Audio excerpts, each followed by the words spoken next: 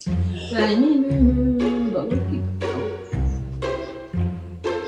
టైంలో ఎవడు చెప్పరా ఏంటి పెళ్ళైపోయిందా? పెళ్ళైపోయిందంట. పిల్లలు ఎంతమంది? ఓ నిన్నే అయిందా? సరే చెప్పు. లేచిపోయి పెళ్లి చేసుకున్నారా? ఎలా రా? ఎప్పుడు రా? ఇదంతా ఎలా ఎలా జరిగిందంటావు? ఓహో అవునా, సరే. యథా ఇచ్చది తదా గురు అన్నమాట. అలా కానీ నువ్వేంటి అలా చూస్తున్నావు? ఏంట్రా ఇది? ఏంటి రోజు రోజుకి ఎక్కువైపోతుంది? విసిరేయడం ఏంటి బట్టలు నువ్వు? అయినా నా బట్టలే కదా, ఎందుకు అలా అరుస్తావు? యథా ఇచ్చది తథా గురు.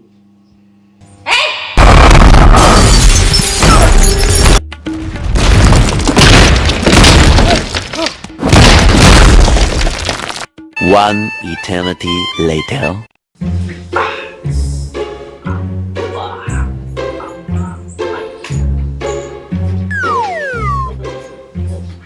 బాగా తగిలినట్టుంది. తగులుతుంది మరి.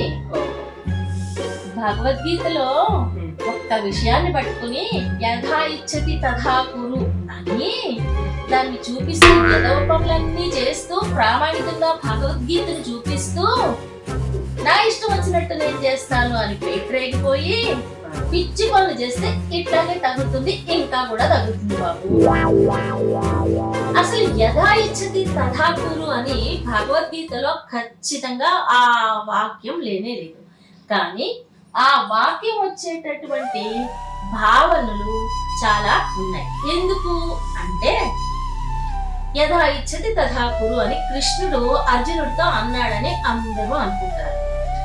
ఎందుకు అన్నాడు, ఏ సందర్భంలో అన్నాడు, ఎప్పుడు అన్నాడు అనేది ఖచ్చితంగా చక్కగా అర్థాలు తెలుసుకుని భగవద్గీతను అనుసరిస్తే అన్ని లాభాలే కలుగుతాయి. ఇక్కడ రాజవిద్య రాజగుహ్య యోగంలో 27వ శ్లోకంలో యత్ కరోషి యదస్నాపి యజ్జుహోషి తదాసియత్ యత్ తపస్యసి కౌంతేయ తత్ కురుష్వ మదర్పణం అన్నారు. అంటే ఏంటి అంటే, కౌంతేయ అంటే ఓ కుంతి పుత్రుడా, నువ్వు ఏది చేసినా, యజ్ఞం చేసినా, యాగం చేసినా, తపస్సు చేసినా, ఏ మంచి పని చేసినా అది నాకు సమర్పణ భావంతో చేయి, నాకు సమర్పించు అని.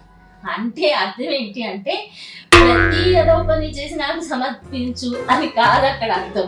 తాగేసా, తందనాలు ఆడేసా, అది కృష్ణుడికి వదిలేసా, లేకపోతే నేను ఇంకొకటి చేశాను, అదేదో ఇందాక నువ్వు ఫోన్ లో మాట్లాడావు కదరా, వాడు లేచిపోయి పెళ్లి చేసుకున్నాడు అంటే అది బేసిక్ గా అది ఇవాళ రేపు చాలా పెళ్లి చేసుకున్నాడు, లేకపోతే పెళ్లి అయిపోయాక చిన్న విషయానికి పెళ్ళ వెళ్ళి ఏదో కేసులు పెట్టింది, ఇదంతా నా ఇష్టం అంది, అదంతా భగవద్గీతలో చెప్పారు.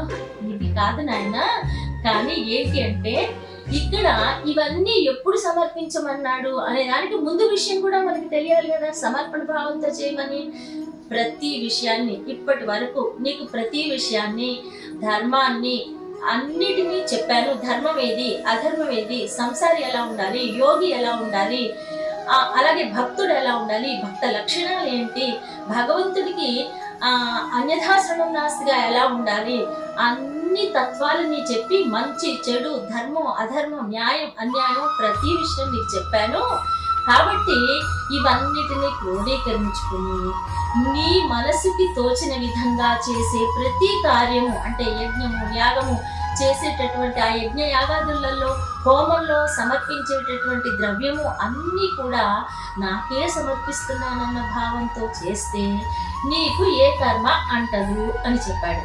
దీనికి కంటిన్యూషన్ లో ఏమంటాడంటే, ఈ కర్మ సిద్ధాంతాన్ని కనుక నువ్వు ఫాలో అవుతే నీకు ఏ కర్మ అంటదు అని మోక్ష సన్యాస యోగంలో చెప్తూ ఆఖరికి అన్ని చెప్పేసి అప్పుడు అర్జునుడికి ఒక విషయం చెప్పాడు.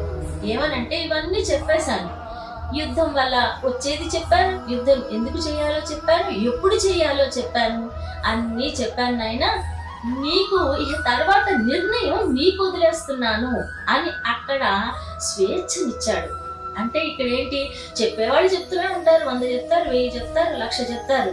అందులో మంచి చెడులను విచక్షణ చేసుకుని నీ బుద్ధిపూర్వకంగా నీకేది చేయాలనిపిస్తే అది చెయ్యి అంటూ చక్కటి ఒక స్వేచ్ఛాభావాన్ని, అంటే నిర్ణయించుకోగల స్వేచ్ఛని అర్జునుడు తన భక్తుడైన అర్జునుడికి, తన ప్రతిరూపమైన అర్జునుడికి శ్రీకృష్ణ పరమాత్మ ఇచ్చాడు అని భావం.